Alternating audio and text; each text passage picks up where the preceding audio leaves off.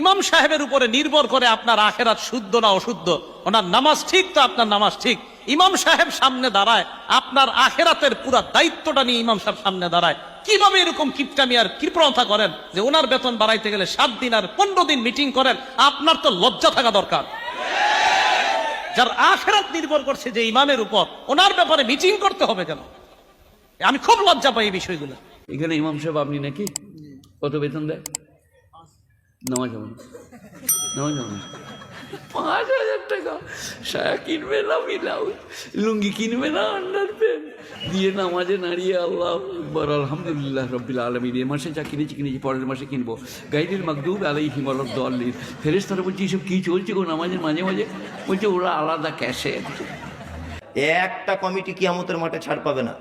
যাদের মসজিদের ইমাম সাহেব 4,000 বেতন, 5,000 বেতন, মসজিদ 12 লাখ টাকা 14 লাখ টাকা দিয়ে তৈরি করেছে মার্বেল পাথর,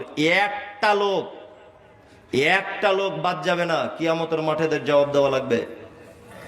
মসজিদের টাকা জমা আছে ব্যাংকে 12 লাখ টাকা, আর ইমাম সাহেবের বেতন 6,000। এই ইমামের বেতন যদি এত কম দাও যেটা দিয়ে ইমাম চলতে পারে না, তাহলে সেক্ষেত্রে তুমি ইমামের হক আদায় করছো না।